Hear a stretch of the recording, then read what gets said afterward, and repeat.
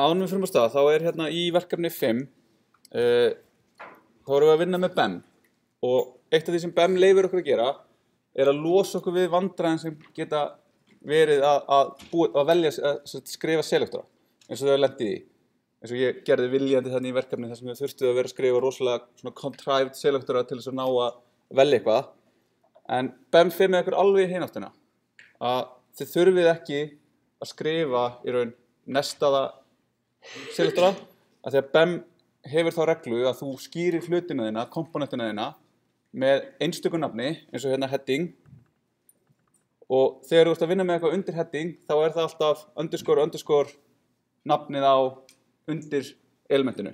Þannig eins og hérna við erum með card, svo erum við card underscore image og þá erum við búin að skrifa upp á það að card underscore image mun alltaf birtast undir card og mun alltaf innihalda myndina fyrir card. Þannig að við þurfum ekki að skrifa selector sem að einhvern veginn card hvað þetta hjálplegt card image eða einhvern veginn card image barn eða eitthvað svoleiðis. Við getum bara að skrifa svona. Við getum bara, þetta selectorinn okkar. Hann mun alltaf targeta nákvæmlega card image, það sem við viljum vinna með. Þannig að og þetta verkefni sett upp þannig að þetta eru einu selectornir sem við þurfið. Þannig að þið gætuð alveg verið að basla við það að skrifa einhverja selektora sem að gera meira en hérna þið þurfið þess ekki. Þannig að þið getið embraced BEM og þetta það sem BEM leysir. Það leysir þetta vandamál og þurfa að vera alltaf einhvern veginn að fara fram og tilbaka með selektorana, vera með hátt specificity á þessum selektor, þegar þá að setja important eða eitthvað. Það bara, þetta leið fram hjá því. Þannig að og síðan annað sem að þið gætu verið að basla við í verkefni 5 bara að láta hluti fylla upp í aðra hluti og passa en þá viljið þið slaka þessu í smá stund þá viljið þið almennt bara nota Flexbox þegar Flexbox leysir öll þessi vandamál og with 100% gerir ótrúlegustu hluti with 100% og max with í pixlum til þess að takmarka hámarksstærð eða lágmarksstærð bara, það tekur ykkur svona 80% leiðin í það að láta hlutina passa rétt. Og svo með myndina sem á að fylla upp í og svona skipt stærð og vera svolítið leiðileg. Object fit á þennan hérna selektor síðan svarið við flestum þeirra vandamálum. Fyrirgeðu. Object bandstrik fill. Já, það mun hjálpa til við að getur sett contain eða cover til þess að láta myndina fylla út í parenthesitt. Eða stýraði hvernig hún fyllir út í parenthesitt. Eitthvað annað sem að hefur komið upp sem ég viljið spyrja svona áður en við förum af stað verkefni 5. Annars bara heyriði mér. En þá ætlum við að fara yfir kvikun og þetta í raun svona seinustu nýju propertyir sem við erum að kynna til Lex. En kvikun eða animation, mér finnst þetta actually mjög gott íslenskt orð, þegar við látum eitthvað hreyfast eftir einhverjum ákveðnum reglum. Þannig að við ætlum ekki að vera með einhvern hlut sem bara statískur, situr kyrr, við ætlum að gera eitthvað við hann, við ætlum að láta hann bregðast við ef við gerum eitthvað, ef við smellum eða hoverum eða bara síðan hleðst inn og þau séu svona hlutina svona feita inn til ykkar. Það allt gert með því að nota animation eða transition í CSS. Þannig að við notum þess að transition og animation eigindin til þess að láta hlutina hreyfast. Fyrst transition, en eins og heiti gefið til kynna, þá þetta að transitiona úr einhverju í eitthvað annað. Þannig að við erum með eitthvað gildi og við ætlum á einhverjum ákveðnum tíma að breyta því gildi í eitthvað annað gildi.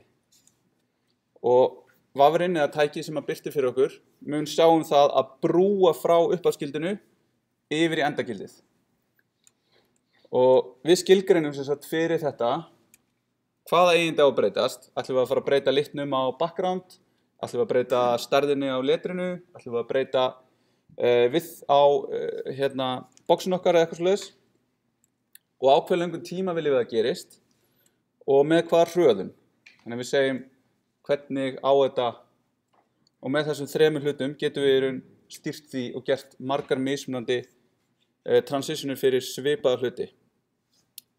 Þannig að hérna dæmum það þegar við ætlum að transitiona lit á einhverju elementi, við ætlum að gera það á 250 millisekundum og við ætlum að gera það með línulegri hröðun sem þá jöfn hröðun yfir allan tíman sem við erum að hreyfa hlutin og við ætlum að byrja strax, þess að við getum sagt hérna delay. Við getum beðið í kannski, þú hofrar yfir, býðum í 100 millisekundur og síðan breytum við litnum á 250 millisekundum á hlutnum. Þannig að við getum stýrt þessu mjög freka mikið hvernig hlutinni bregðast við. Og þá hérna frábært dæmi, við erum með eitthvað box og svo fer ég yfir með músina og þá breytist það. Það breytist liturinn á því, það breytist rounded corner og fyrir að vera lítið rounded corner yfir að vera alveg hringur. Og þá getum við skoða hvernig þetta haga sér. Þá byrjum við á því að hérna skilgreina bara þetta box. Það bara með einhver ákveðna breidd, ákveðna hæð, það með einhvern ákveðin bakgrunnslit. Við verðum hérna með background color, það réttara, color. Og svo segjum við hérna, við getum látið fleiri en einn hlut breytast í einu og þá setjum við kommu á milli. Þannig við ætlum að segja, ef þú ætlar að breyta einhvern tímann bakgrunnslitnum þínum eða border radius, þá ætlar þú ekki að gera það samstundis, heldur ætlar að breyta bakgrunnslitnum á 700 millisekundum með sjálfgefnu hröðuninni sem línuleg hröðun og þú ætlar að breyta border radiusnum á 1 sekundu með ease in out hröðuninni. Og ok, þá bara veit vafrinn eða tæki sem að fara að byrsta þetta það. Síðan þegar við hoverum, þá biðjum við það að þessu sé breytt og þá fer það úr því að vera hérna þessi græni litur yfir að vera þessi fjólublá litur og þá þetta eitthvað tvö gildi, upphafsgildi og endagildi. Við vitum ekkert nákvæmlega hvernig þau breytast, við vitum bara, við erum hér og við viljum fara þangað og leiðin sem við förum skilgreind af vafranum með okkar svona ráðleggingum. Þannig að á 1 sekundu mun border radiusin breytast með ease in out og það svona. Þannig að það sjá að það sést illa þegar að vera að breyta tveimur mismunandi hlutum, en það mismunandi hröðun í því hvernig þetta að gerast. Annað klárar á undan af því það 700 millisekundum og hitt ykkur lengri tíma af því það sekundu. Og svo getum við gert þetta ennþá ýktara og látið þetta gerast á 10 sekundum. Og þá sjáum við hvernig border radiusin svona hægt og rólega morfar yfir í að vera hringur. Og það gerist, ef þið fylgist vel með, þá sjáum við að það gerist mismunandi hratt eftir því hvar á tímaásnum við erum. Ef við myndum okkur að þetta eitthvað x-ás sem hérna, tímaásun okkar og við erum að breyta. Það einmitt með hröðuninni. Já, það þess að við getum skilgreint fleiri en eitt með kommu og við getum líka skilgreint all, þar sem við skilgreinum eigindi hérna. Við getum gert svona, en við viljum ekki gera það, af því að það getur valdið hægagangi ef við erum að fara að breyta mörgu og það allt að fara á blúsandi flug hjá okkur þegar við breytum einhvers staðar og segjum bara transition all, stjarnuselektorinn, transition all á öllu, það verður ekki gott. En svo hröðunarfallið, það skilgreint með rúmfræðilegri Bézier-kúrfu. Þetta stærðfræðilegasta hugtakið sem við förum í þessu kúrs og við getum líka sett það með svona lykilorðið sem þá fasti sem tengdur við einhverja ákveðna Bézier-kúrfu. Og þá fastarnir þessir linear eða ease in, ease out, ease in, out. En þess að Bézier-kúrfur nokkurn veginn svona. Við byrjum hérna á einhverju núllpunkti og við erum að fara hérna á tíma, time ratio, af því að við erum ekki að fara að gera þetta á 1 sekundu, við erum að fara að gera þetta á einhverjum n sekundum og þá 0 0 deilt með n og 1 n deilt með n, þannig að tíma hlutfallið hér, gildis hlutfallið hér, þess að við byrjum að fara frá gildinu 0 upp í gildið 10 og þá þetta hérna 0 deilt með 0 og uppi það 10 deilt með 10, þannig að það aftur hlutfall, þetta hlutfall. Og síðan setjum við punkta hérna sem skýrir fyrir einhverjum ákveðnum punkti hérna á 0,5 þá output gildið cirka 0,5. Þannig að hérna fyrir þetta mjög hratt í byrjun, svo hægir þetta aðeins á sér og fyrir aftur hratt í lokin. Þannig að þetta ease in out. Og þannig að linear hröðun línuleg, ease sem sjálfgefið gildi, það var ekki linear eins og ég ruglaði á hann, þá mikil hröðun í byrjun, þannig að þetta fer hratt á stað og hægir síðan á sér og kemur rólega í mark. Ease in byrjar hægt en eykur hröðuna síðan. Ease in out byrjar hægt, eykur hraðan en hægir svo aftur á sér þegar endi nálgast. Og ease out byrjar hratt en hægir á sér. Já, þannig að hérna línuleg hröðun, þannig að hún eins og nafnið gefur til kynna línuleg, hún í beinni línu frá 0 punkti og upp í senast punkt. Og þetta ease in out, þannig að þá byrjum við hratt hérna, hægt, fyrir svo og aftur út. Þannig að þetta svona getum við í raun breytt þessu. Þannig að hérna ætlum við aðeins að sjá línuleg hröðun fer á línulegum hraða yfir. Prófa næsta hérna, ease. Hún aðeins meira líf í henni. Það einhvern veginn svona, það erfitt að skilgreina, en þetta öðruvísi að fylgjast með einhverju sem gerist línulega og einhverju sem gerist ekki línulega. Svo erum við ease in. Það svona aðeins meiri rólegheit yfir þessu. Svona aðeins dannaðari þessi. Þessi gerir svona einhvern veginn hraðar, af því að hún fer hratt, hægra þessu aftur hratt. Þannig að, og ease out síðan. Þannig að með því að stýra þessu, hvernig við erum að vinna með hröðunina, þá getum við breytt í hvernig hlutirnir breytast og sumt af þessu mjög eðlilegt, annað til dæmis ef eitthvað gerist alveg ótrúlega hratt og svo mjög hægt, mjög ónáttúrulegt til að horfa það. Þannig að það alveg svona, þessi lykilorð sem búið að skilgreina hana eru yfirleitt þau sem við viljum nota, en ef við viljum fara og tjúna þetta alveg niður, þá getum við síðan skilgreint Bezier curve sem fallið CSS, sem við getum stilt nákvæmlega okkar eigin kúrfu. Síðan erum við með animation, en þá það ekki þannig að við erum að fara að transition einhverjum gildum, þá erum við að fara að taka einhvern hlut og færa hann til á skjánum. Og þá notum við animation eigindið, og við getum búið til flóknar hreyfingar án þess að nota JavaScript. Og við skilgreinum keyframes, þannig ef þið hafum einhvern tímann skoðað hvernig teiknimyndir á þess að það búið til, þá þannig að við erum með ramma, og svo erum við að fara á milli rammana, og við gerum það hér, við skilgreinum einhverja ramma, einhverja keyframes sem segir þetta lykilrammi. Þegar við erum hálfnuð, þá viljum við vera komin hingað. Og svo brúað á milli þessara ramma. Og við getum notað from lykilorðið eða to lykilorðið eða prósentugildi sem svona selektor innan gæðslappa, innan keyframean okkar. Og svo fyrir hvert keyframe þá segjum við til hvert við erum að vera komin. Og þá erum við að stýra ekki bara með gefnum tíma og hröðunarfalli hvernig animationið á sér stað, heldur líka hversu langt það komið á ákveðnum tímapunktum. Þannig að við fáum mun betri stjórn. Þannig að hérna erum við með búin að skilgreina animationið fade, sem byrjar hérna from, og from í raun bara sama gildi og 0%. Þá ætlum við að vera með opacity í 1, 50%, þegar animationið 50% búið, þá á opacity að vera komið í 0,4. Og 2 sem þá sama á 100%, þá opacity að vera orðið 0.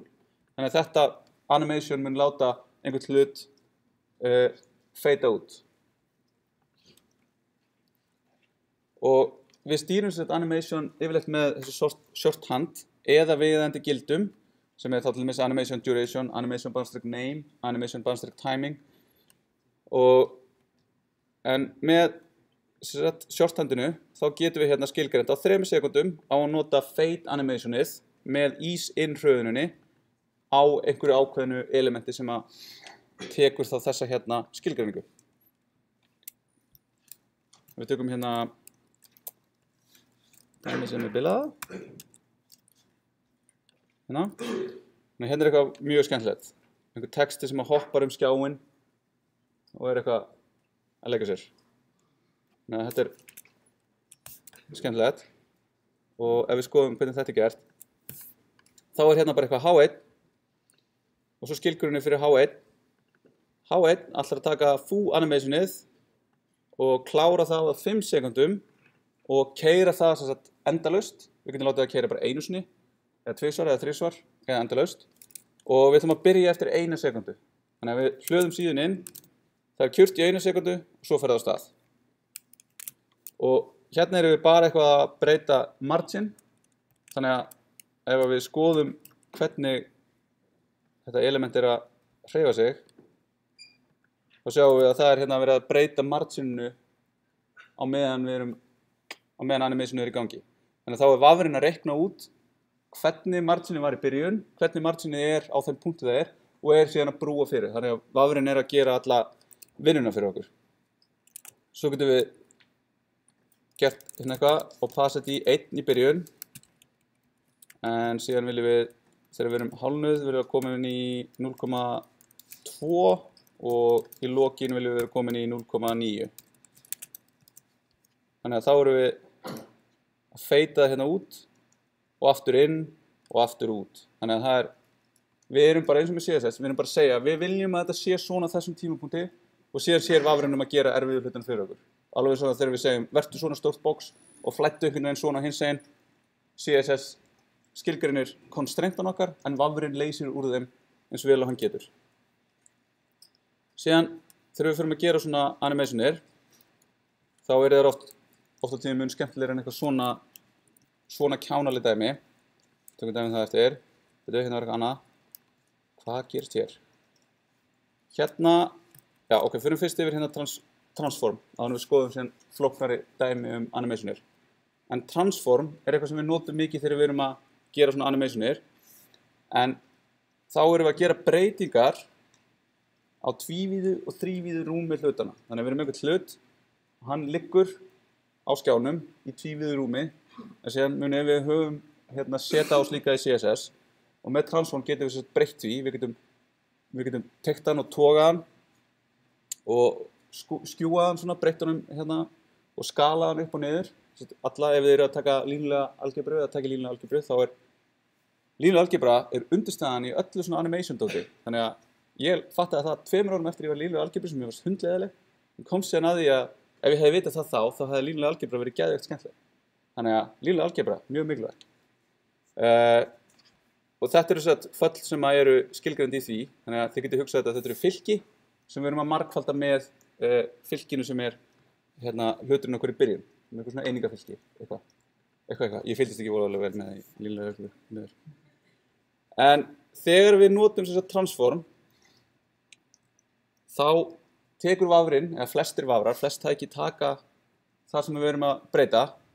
Ef við erum að taka eitthvað box, eitthvað div og ætlum að transforma því og tekur í raun layerinn sem maður er búið að teikna fyrir þetta box og hættir að teikna það með CPU, með örgjörunum í tölvunni og teiknar það með GPU-inu sem er Graphical Processing Unit sem er kubbur í tölvum sem er sér hannaður til þess að teikna hluti.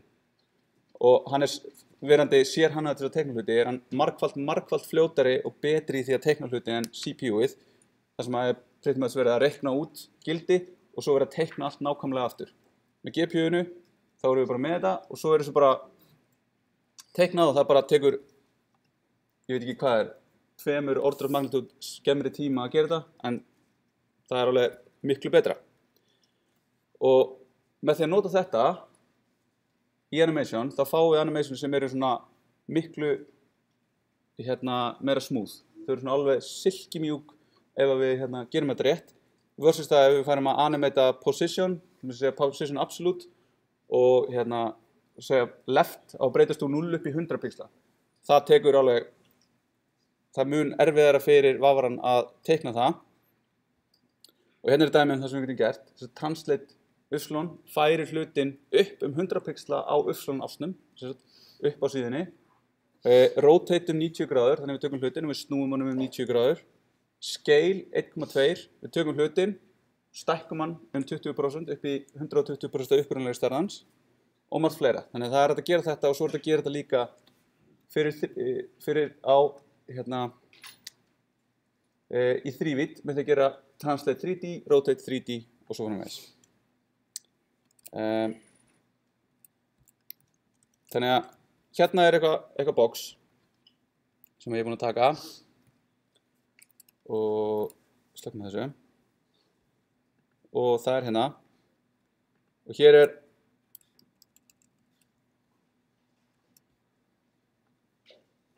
Translate 3D, Rotate 3D, Scale 1,2. Þannig að við byrjum hérna á Scale og lækkum þetta og getum séð að þetta upprunalega stærðin. En svona getum við stækkað elementið, við getum skalað upp og niður. Svona, og svo hérna Rotate 3D, þannig að hérna erum við búin að skilgreina í raun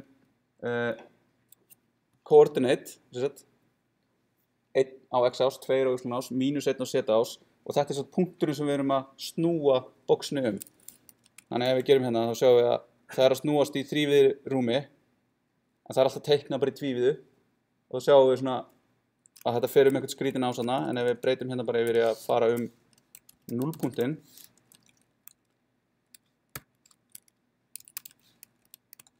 þá ekkert að gerast. Ef við breytum við að fara yfir hérna þá erum við að snúa þessu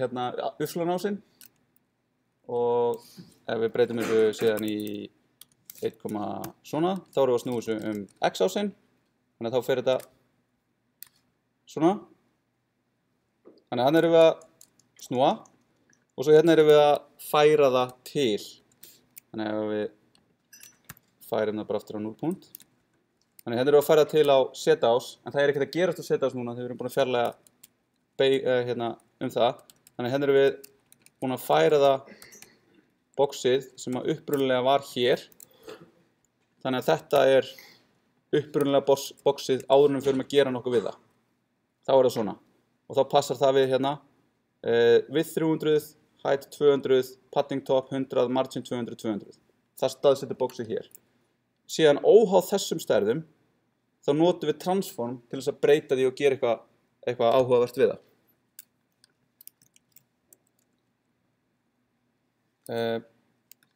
þannig að núna hérna erum við með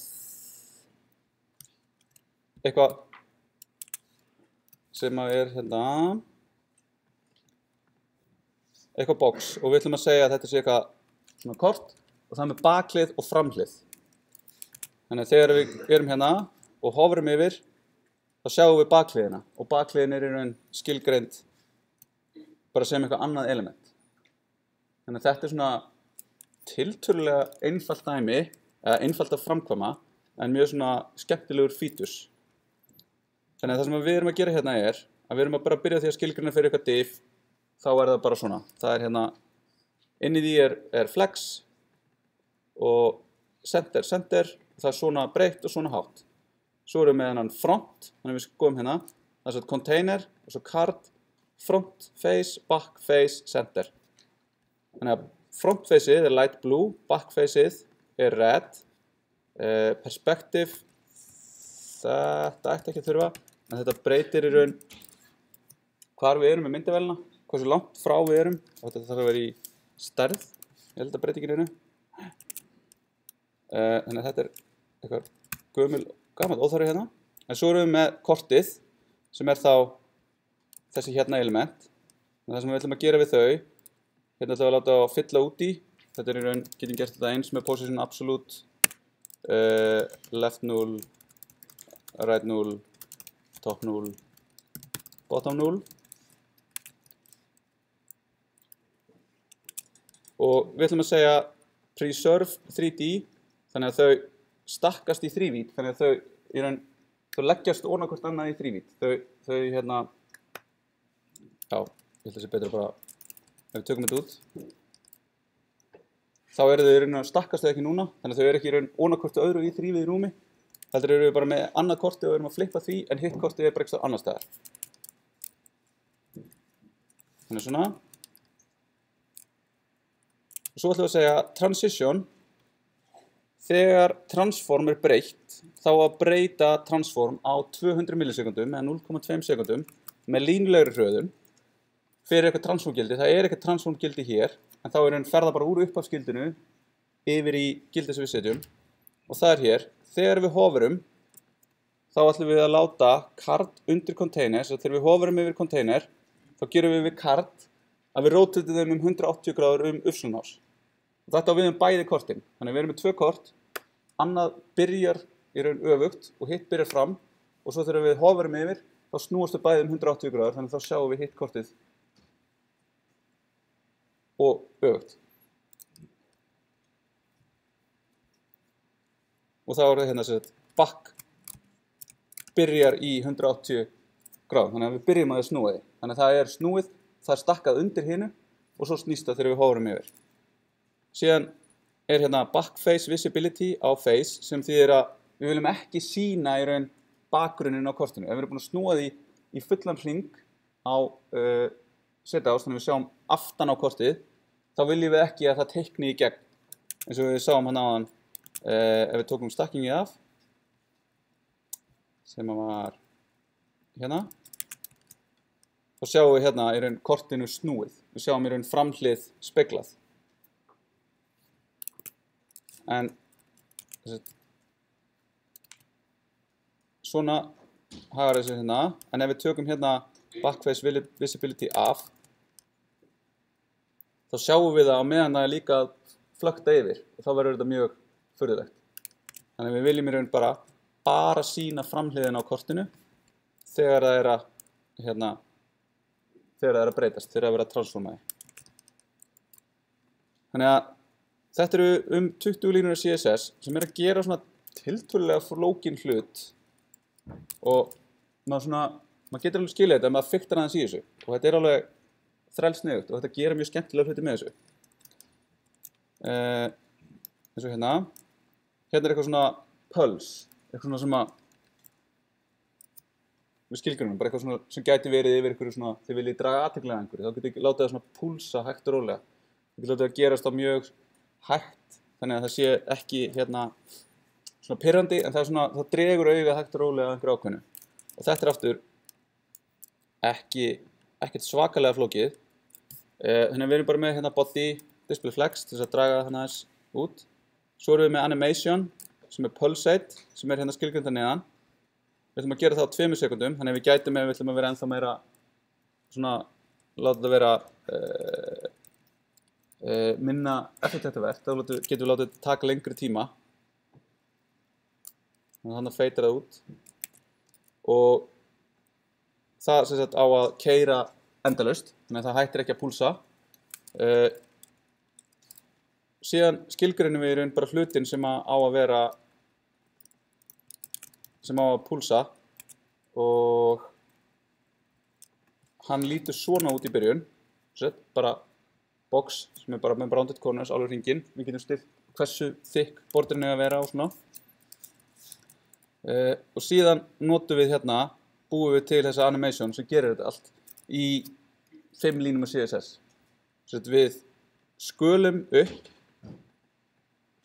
og við förum úr 0 opacity upp í 1 opacity hérna á 50% og svo förum við aftur út, þannig að við fáum hérna pulse effekt. Það kemur inn og svo fer það út, svo kemur inn og svo fer það út. Og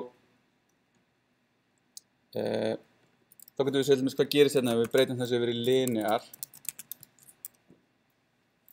og þá verður, þetta lítur afskaplega skringilega út af því að þetta gerist á línulegum tíma og það ekki þannig sem svona púlsar virka, þeir eru svona meira svona ease in, ease out eða ease in kannski. Þannig að hann fer svolítið hérna hægar út, nei, já, og meina þannig svona, það svona eðlilega að hann sé hraðari að feita út. Þannig svona getum við verið og við getum verið að fikta við animationin okkar til að fá akkurat rétt gildi og þá hérna í DevTools tól sem við getum notað til að hjálpa okkur og förum við hérna undir þessum hérna punktum, Customize and Control DevTools, More Tools, og svo er fullt af öðrum tólum hérna þá erum við með animations. Þá getum við stakkað þetta hérna aðeins. Og hérna. Tökum þetta. Nei, þetta er ekki betra. Það er lítið plás. Setjum þetta hérna. Sjáum hvort þetta sé ekki betra. Jú, þetta er betra. Ok, þannig að þá erum við með hérna og við getum skoðað þennan hlut og við getum aftur fylgst með því hvernig hann er að púlsa.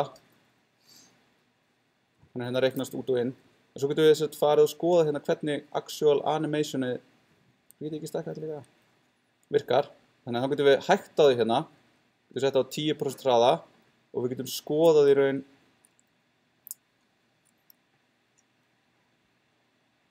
Þetta er alveg skjálfilegt. Við getum ekki stakkað þetta. Minkum bara hérna. Þá getum við séð í raun hvernig, og við getum dregið til og séð nákvæmlega hvernig animationu okkar lítur út á einhverjum ákveðnum tímapunkti. Þannig að hérna, já ok, er þetta eðlilegt hérna að það fari svona. Og svo getum við tvíkað þessi gildi á meðan að við erum að vinna með það hérna. Já, kannski hafa þetta meira svona einhvern veginn. Svona. Þetta fara að lúkka eitthvað. Og svona. Og svona getum við fine-tunað og séð hvernig hlutirnir eru að haga sér. Og þetta getur hjálpað mikið. Svo er hérna svona hamborgaramenjú, eins og það er kannski séð á hérna svona mobile, við rættum aðeins í senast tíma. Þá hérna þegar við komum niður í eitthvað ákveðið, þá fáum við hérna takka sem við ítum á og þá kemur valmyndin svona niður. Ef við erum undir einhver ákveðinu, þá er valmyndin bara hérna uppi og ekkert birtist. Og þetta er bara með CSS. Þannig að ef við skoðum aðeins hvernig þetta haga sér, þá er hérna eitthvað nav sem er birtingin á navigation barnum án þess að við séum að gera nokkuð við hann, bara eins og hann lítur út án þess að hann fari í þennan hamborgaragaur. Svo erum við bara með eitthvað meginmál. Svo erum við með hérna, við skoðum hérna niðri, mobile nav sem er label fyrir mobile nav sem er checkbox sem er með ID mobile nav. Þannig að við erum svona að nota smá CSS hack. Þannig að við erum með eitthvað checkbox sem við erum með eitthvað að gera við hérna. Ok, hvað erum við að gera við það? Þannig að þegar við komum hérna niður fyrir 640 þá erum við með þennan mobile checked. Þannig að við erum að nota selektorinn checked sem er á við input type checkbox og er í raun selektaður þegar checkboxið er checkað en annars ekki. Þannig að við erum í raun að nota falið checkbox á einhverju labeli til þess að hafa í raun rofa fyrir okkur. Rofa sem segir okkur já það er búið að smella eða nei það er ekki búið að smella. Og þegar að það er búið að gera þá notum við hérna adjacent sibling selektorinn hérna tengilinn í hérna CSS til þess að finna öll nav element sem eru á sama, sem eru systkini þessa inputs sem er þá þessi hér og þá transformum við. Þannig að þá translatum við hérna y 54 pixla. Annars erum við með hann translitaðan alveg út af skjánum, svo við færum hann 100% upp y-ásinn út úr view'i, alveg 100% upp fyrir sjálfum sig. Og svo ætlum við að gera þetta á 300 millisekundum með ease in. Og svo ef við erum búin að checka, þá ætlum við líka að segja hérna close á menjúin. Þannig að þá fáum við hérna menu og svo close menu. Þannig að þetta er svona, svo menu kemur upp á hann að fara undir eða yfir og við getum átt við þetta. En þarna er raun hægt, kannski mæli ekki alveg með þessu í svona production á VF að nota svona hack. Þá myndum við frekar nota CSS til þess að, nei, JavaScript til þess að losna við þetta hérna. En þetta er samt hægt að gera svona tiltölulega flókin hlut með ekkert svakalega miklu CSS. Þannig að eina hérna sem er eitthvað flókið er þessar hérna 2 línur og svo notkunin á þessum hérna pseudoklassa og þessum hérna selector sameiningar type doti. Ok. En svo þess að þegar við förum að gera svona animation, ef þið farið að vinna við VF og farið að gera eitthvað svona sem á að animata og eitthvað svona, þá munið einhverjum tímapunkti lendi því að þið gerir eitthvað animation og tölvan ykkar verður funheit, alla vifturnar fara á stað, þegar við erum lendið í að opna einhvern VF, hann er rosalega töff, kemur eitthvað svona sem sveimar á móti ykkur eða eitthvað svona sem blikkar á skjánum eða eitthvað, en tölvan ykkar fer bara á flug. Og þá er það yfirleitt að því að animationið er ekki performant og það er í raun að gera eitthvað hluti sem eru mjög kostnaðarsamir og láta í raun örgjörun í vélinni vera bara á fullu við það að reikna út einhverja stærðir og eitthvað svona í staðinn fyrir að vera að gera það á GPU-nu. Og svo ef við finnum að hreyfa eitthvað þá fer kannski öll síðan, hún kemur niður eins og flettispjald niður gluggan hjá okkur. Við örugglega séð einhverjum svona vefi. Eða þeir eru á símanum og allt í henni bara er búið 10% af batteríunum ykkur því að það er lélega gert animation á síðunni. Þannig að þetta getur verið mjög relevant að vanda sig í þessu. En þá er þetta 60 rammar á sekundu svona galdratalan. Ef við fyrir niður fyrir 60 rammar á sekundu, þá fara hlutirnir að líta út fyrir að vera svona junky. Þeir hökta. Áður yfir 60, sem er svona bara hvernig augað persífa hreyfingu, þá lítur þetta allt út fyrir að bara renna silkimjúkt yfir skjáinn. Og það þýðir náttúrulega við höfum bara 16,7 millisekundur per ramma, sem er ekkert langur tími. Og þannig að við haldum okkur við hluti sem er ódýrt og hagstætt að hreyfa, og það er transform og opacity. Það er það eina sem við viljum í raun hreyfa, þegar við erum að gera eitthvað svona stórt. Af því að annars fer í raun vafrinn að eyða miklu tíma í því að bíða eftir því að örgjörnin reikna eitthvað út og við förum að falla á tíma miðað við þessar 16 millisekundur sem við höfum. Og einu sinni var þetta 30 rammar sem við alltaf talaðum að fara undir, en núna með betri tölvum og betri tækni þá eru 60 rammar mjög viðráðanlegt. Við náum því eðlilega. Þannig að við viljum bara breyta opacity eða transform þegar við erum að hreyfa hluti til að halda 60 fps. Þetta er alltaf mjög einfaldað. Það er hægt að gera alls konar hluti annars sem nota það og það er líka hægt að gera þetta og vera ekki með 60 fps. Þetta er bara svona grundvallar, svona fyrsta sem við hugsum þegar við fyrir að hreyfa hluti. Þannig hérna getum við séð vinstra megin er verið að nota animation sem að nota top left til þess að færa þetta hérna logo niður eftir skjánum og hérna er verið að nota translate. Og þetta er tekið upp á 240 römmum þannig að við sjáum hvernig junkið verður. Þannig að við sjáum hvernig þetta hérna hreyfist í svona discrete stærðum. Það er svona hoppar á meðan þetta hérna bara líður eins og þessi not a care in the world hérna hjá þessi hérna. Það fer bara rólega hérna niður. Þannig að þetta náttúrulega þegar við síðan erum að gera marga hluti og svona þá förum við að taka eftir þessu. Þetta verður mjög áberandi þegar maður fer að fylgjast með þessu á vefjum sem þetta er ekki vel gert. Og svo með því að nota svona hreyfingar þá getum við gert viðmótin okkar skemmtilegri, þau verða svona meira lifandi, það er meiri detailar í þeim og þetta er samt svona eitthvað sem við viljum ekki bara gera hérna, látið allt hreyfast alltaf og það er partí. Þú veist, það verður bara, það endar illa. Þannig við viljum nota þetta svona með ásetningi og sparsamlega og búa til svona fáari og skemmtilegri viðmót. Og ef þetta er eitthvað sem þið hafa áhuga, þá er þetta í raun mjög stórt field sem er svona að verða til í dag að gera svona motion design á vefnum. Hérna er svona bara material design frá Google sem fer aðeins yfir það, svona hvað er motion design, hvernig gerum við það vel, hvernig gerum við það ekki vel. Og svo fer þetta alla leiðin upp í það að fara að vinna með svona eins og WebGL sem er að teikna þrívíða hluti og gera þrívíða leiki í vafra. Og það er alveg orðið, það er hægt í dag. Og ég vinn með einum gaur sem að hans starf er bara það að búa til og spekulera og búa til hérna svona prototýpur fyrir í raun þrívíða hluti á VF. Þannig við vorum að setja í loftið hérna